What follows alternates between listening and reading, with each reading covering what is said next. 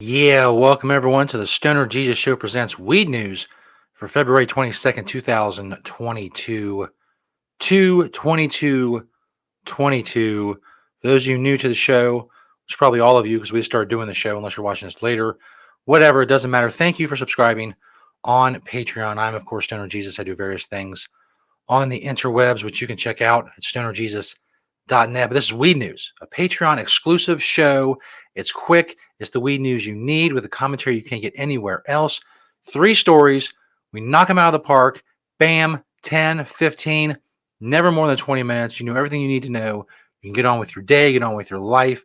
That is what I'm offering you. Our first story comes from marijuanamoment.net, a great resource if you want to follow various goings on in the cannabis industry and world and community and such. New York governor signs bill to let hemp farmers start growing adult use marijuana while promoting equity. The governor of New York on Tuesday signed a bill to provide provisional marijuana cultivator and processor licenses for existing hemp businesses that take certain steps to promote equity in the emerging industry.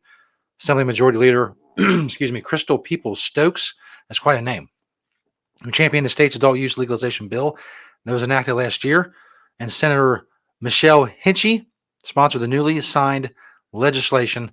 The aim is to simultaneously expedite the process of setting up New York's adult use market while supporting efforts to reach ambitious equity goals with respect to cannabis business participation. The governor, in a press release, says she is proud to sign this bill, which positions New York's farmers to be the first to grow cannabis and jumpstart the safe, equitable, and inclusive new industry we are building. So basically, the hemp farmers are going to get a jump start on growing. The distributor licenses haven't been approved yet, so they're not at that part, but they have to grow, of course, the marijuana first before it can be sold. I will say this about the notion of equity.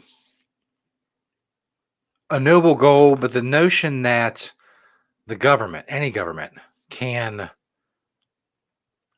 pick winners and losers, which is what government does anyway. They pick winners and losers when it comes to business and the economy. But the notion that they can pick winners and losers in a fair manner is ludicrous to me. It's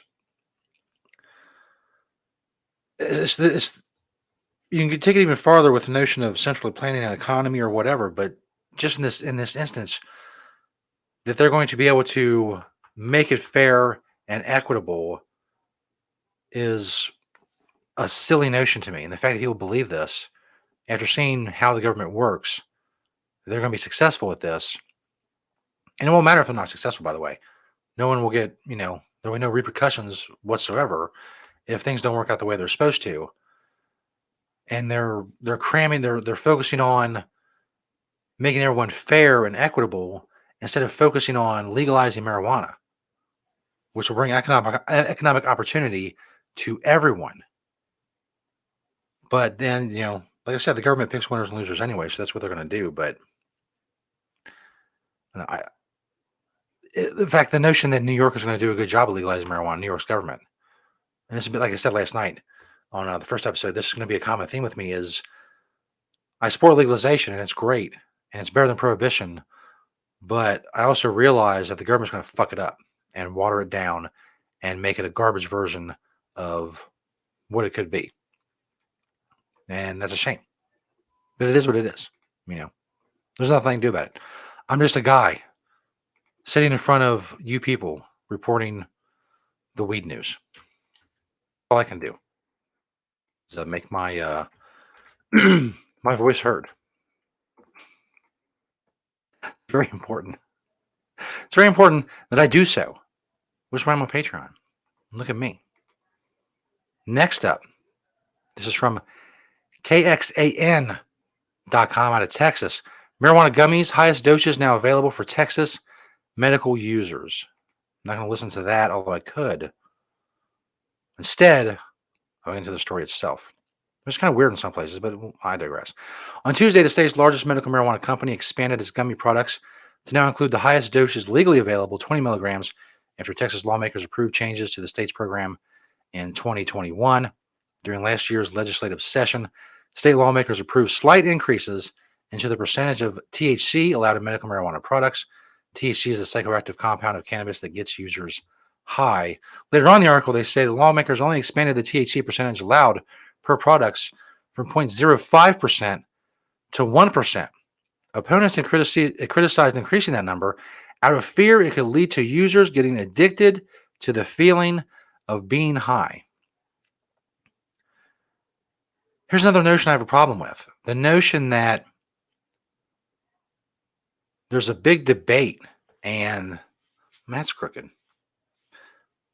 I'm not easily distracted. There's a big debate among people, among strangers, how much marijuana other strangers, how much THC they should be allowed to have.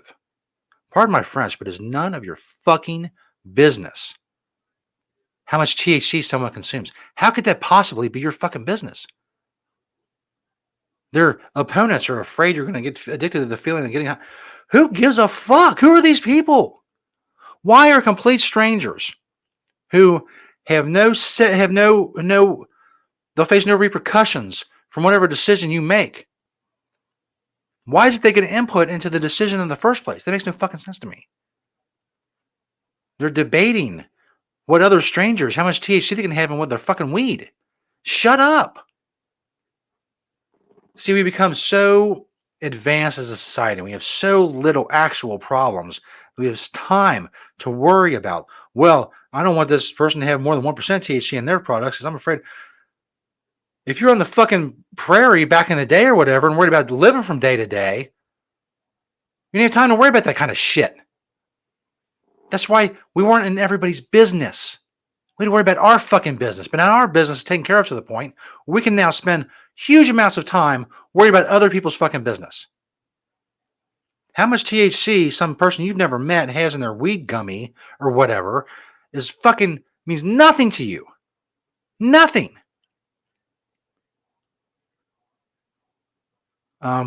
Later on, here's another. There's so much of this shit. Morris Denton is the CEO of Manchaca-based dispensary, Texas Original Compassionate Cultivation. He likes the belly that they have a stronger product, blah, blah, blah. He says this later in the article. Quote, instead of you only taking 2 Advil to address your headache, you have to take 20, he said. If they want to put a restriction on the allowable amount of THC that a person can take on a daily or weekly basis, they should do that through putting a cap on the total amount of THC that person can consume, not by restricting how strong our product can be. What? They should put a cap on the total amount of THC a person can consume. How do they do none of that fucking bullshit? He says, well, no, don't put it on me. Put it on them. Make sure the consumer can only have so much THC in a week. No. Don't fucking worry about it. Don't do any of that bullshit. It's none of your business, Morris Denton. You want to sell your shit and hope people fucking buy it. They should put a cap on the total amount of THC a person can consume. Fuck you. Fuck you for even suggesting that. And trying to get yourself out of the fucking crosshairs. You bitch. I don't even know you. That's a bitch move. That's a bitch quote. That's a quote from a bitch. Being you. You bitch. So anyway, good for you, Texas. You're fucking killing it. God. People, they'll wrangle over this shit for years and they pat themselves on the back. Well, we raised it to 1%. Shut the fuck up. You ever smoked 1% THC weed? Yeah. Fell off the back of a fucking wagon and just crossed the Mexican border. It's a brick. It's a big brown brick. Somebody grew in the ditch behind their house. Last but not least, this story, which you've probably seen many, many times. I've seen it many, many times. So I figured it was good to address on this new beginning of the Stoner Jesus Show presents Weed News. Frightening and mysterious illness affects some regular marijuana users. This is from KY3, which apparently, according to the website, is the place to be. Out of Springfield, Missouri. This is a KPTV great news story from Portland, Oregon. I hope that you followed all of that. Frightening and mysterious illness called cannabinoid hyperemesis syndrome, or CHS, is affecting some regular long-term marijuana users. The syndrome only affects certain people, and doctors aren't quite sure who is at risk of developing symptoms. which can include uncontrollable vomiting, sometimes for days, as well as extreme stomach pain. Dennis Morgan told KPTV, "It's terrible." He said it first hit him 10 years ago, describing the symptoms as extreme nausea, stomach cramps, and a headache. Bottom line, there's no relief from it, he said. Morgan said doctors diagnosed him with CHS when he went to the emergency room for a second time. He said he's been smoking pot for decades. There's still so much about this condition that we still do not know. I think there's considerable scientific research left to be done, said Dr. Matt Noble, an emergency room physician and toxicologist with the Oregon Poison Center. I'll say a couple things about this. I've never experienced this. I've never known anyone who has. I've never talked to anyone who has. So my knowledge is limited as far as this goes. Could it be real? Is it real? Possibly. I mean, I've heard it a lot. I've seen these stories many times over many years. Be some sort of allergic reaction to marijuana. I agree with the guy when it said more research needs to be done. Absolutely. But I'm not ready to say definitively that marijuana is what caused it because I don't know enough about it. I don't know if there has been any studies on it. There's none that I know of, but my knowledge is not total, obviously. So if you know of any studies that have been done, please send it to me on Twitter, StonerJesus420, or email me, StonerJesus420@gmail.com. But just to pin it on weed without any basis on that is a little sketchy to me. And because I'm a little gun shy when it comes to that type of thing, when it comes to weed, because a lot of stuff can be attributed to weed that turned out later not to be attributed to weed at all or attributable to weed at all. So I will hold judgment as far as weed causes this definitively, but I'm not discounting that either. Obviously, weed is not for everyone, and maybe long-term use triggers some allergic response in some people or something along those lines. I don't know.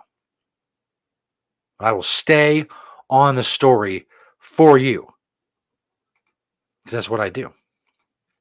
That's what Weed News is. 5 days a week, as you see right there. Subscribe on Patreon, only $1 a month. I may raise that price someday, but it's a brand new show and there's hardly any episodes, and I don't know if anybody's going to give a shit. So we're starting at $1. So go pledge, all that shit, become a patron. I have more stuff later on, like you'll be able to ask questions and the way to do live shows, you can live chat, stuff like that. But baby steps first. This has been the Stoner Jesus Show presents Weed News for 2/22/22. Thanks for checking us out, and go subscribe. You all are awesome. Peace.